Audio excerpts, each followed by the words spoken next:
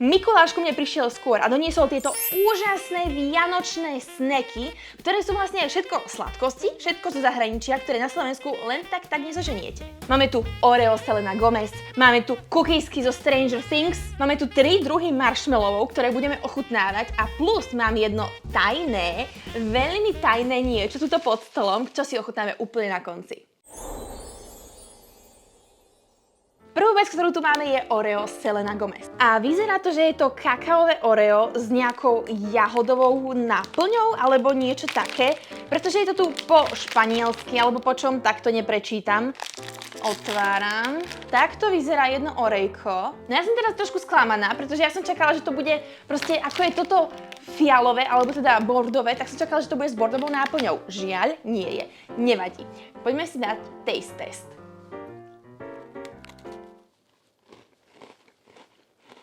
Buď som divná, alebo mi to chutí ako absolútne, že klasické Oreo. Akože, nebudem vám klamať, je to dobré. Keď chcete Oreo a chcete Selenu Gomez mať na obale, tak si to môžete pokojne kúpiť. Ja však idem ďalej.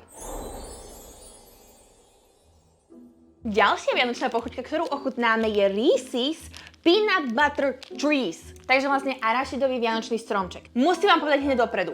Nemám rada arašidové plnky Reese's, ale objednala som si to, pretože to je proste vianočný stromček, hej?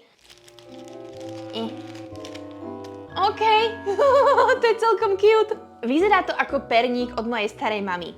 Až na to, že je to s arašidmi, ktoré by tam určite ona nikdy nedala.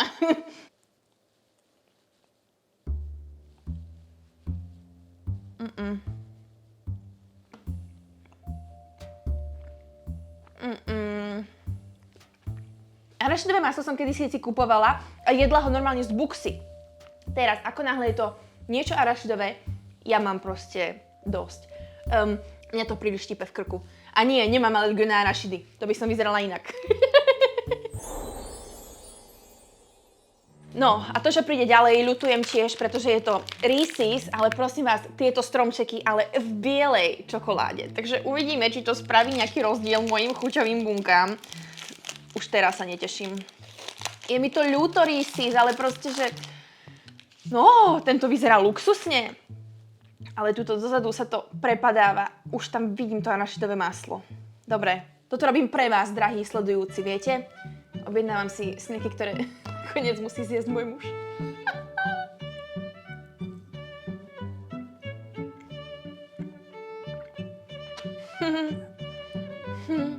Nie. Je mi to ľúto Reese's. Je mi to veľmi ľúto. Toto je ešte horšie. V mojej chuťovej palete. Samozrejme, ak milujete arašidové maslo a bielu čokoládu, tak vám to bude chutiť. Ale ak poznáte bielu čokoládu, tak viete, že niekedy štípe. A táto štípe teda riadne.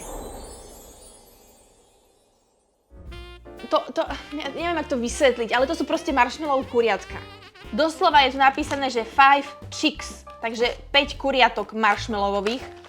A ja sa neviem dočkať na to, ako chutia, pretože je to s príchuťou candy cane. A dúfam, že mi budú chutiť, pretože som sa strašne tešila. To jak vyzerá. To vyzerá úplne geniálne. Dobre, zoberiem si jeden marshmallow chick, prosím pekne. OK, trhať sa to trhá riadne. A teraz je mi blbé, že idem zjesť sliepku.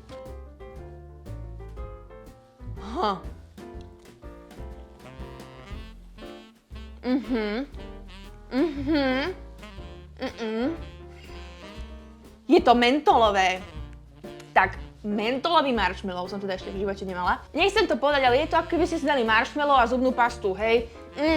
Ešte to treba trošku doladiť, ale ináč je to fakt akože zážitkové jedlo, pretože papáte kuriatko. Ideme ďalej. Marshmallow gingerbread, čože vlastne perníčkový marshmallow. Ja som strašne zvedavá, ako to bude chutiť. Ako to bude chutiť, to sa dozvieme, až keď to ochutnáme. To bola veta. OK, no som to úplne rozbila. Nevadí. Takto nejako... Počkať. Ty, ale to vonia fakt jak perničky. To vonia jak nejaká zlá perníková sviečka. Odtrhneme si jedného... Oni sú nejaký moc zlepení. Odhryznem mu hlavu, dobre?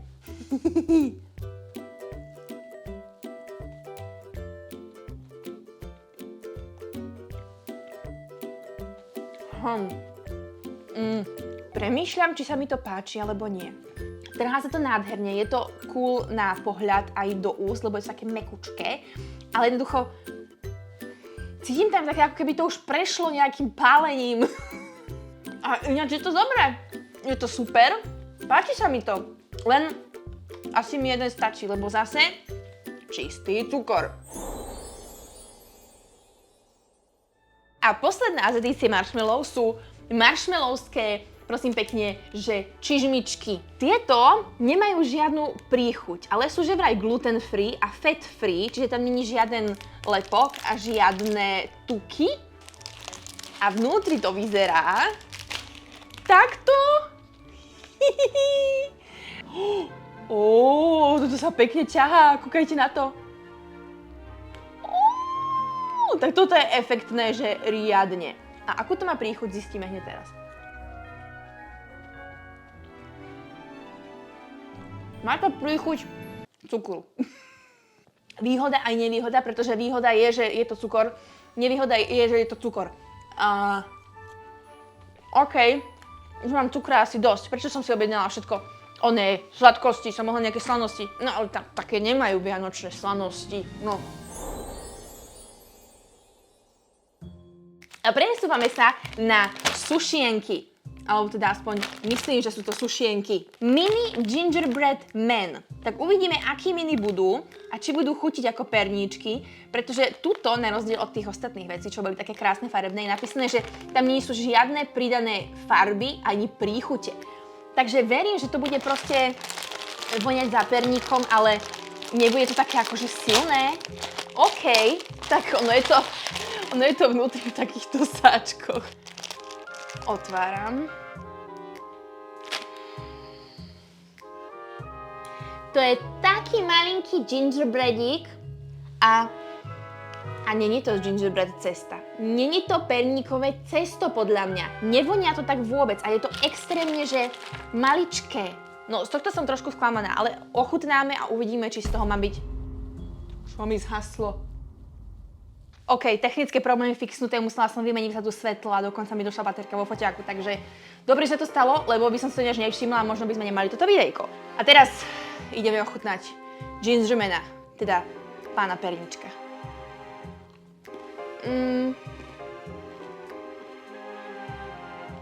OK, štruktúra mi moc nešmakuje, chuť je v pohode, ale mám pocit, keby som jedla taký obschnutý kartón.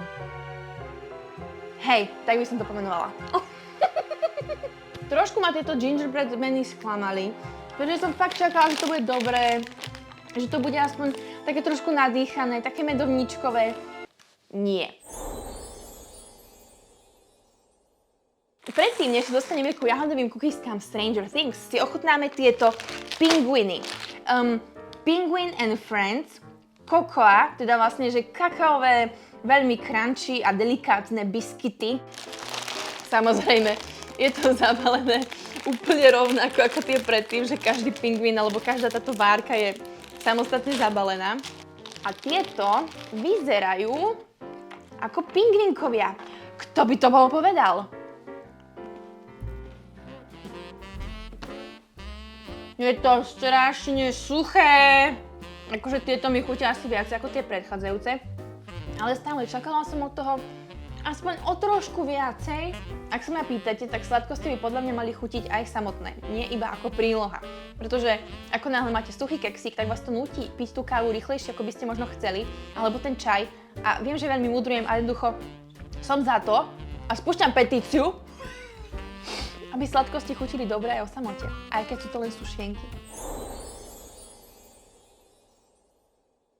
Teraz vec, na ktorú všetci čakáme. Stranger Things cookiesky! Neverím. Ale proste vnútri by malo byť nejaká červená náplň. Cookie with strawberry flavored cream. Takže s krémom, ktorý je jahodový. Čo je strašne super! Ja sa na ňu musím pozrieť. Akože sorry, ja tu nebudem vykecávať, ja sa chcem na ne pozrieť. To vyzerá Úžasne! To je, že proste jak sopečný uhoľ. Také čierne sú. Wow. OK. A teraz jednu rozlomíme, hej. Ak sa mi to podarí. Vnútri sú červené. To je totálne, že upside down cookiska. A ja sa z toho mimo. Ideme ochutnať.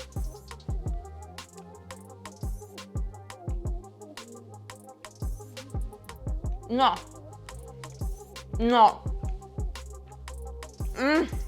Sú strašne vlhké. Až také, že moc. Ako keby neboli dopečené. Ja viem, som dcera pekárky, už si všimám, čo je dopečené, čo nie. Ale toto vyzerá tak efektne. A ten jahodový krém, čo tam je, tak je ho tam poprvé, že strašne málo. A po druhé, je to taká umelá príchuť jahody. Úprimne, čakala som od toho viac. Nevadí. Čo už? Presuňme sa teraz k záveru nášho programu, ktorým bude nič iné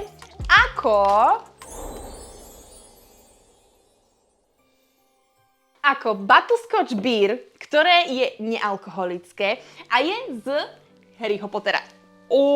Z toho sa zadymilo.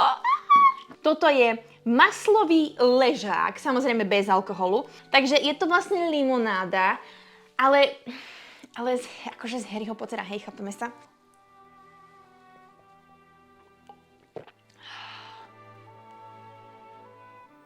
Čože?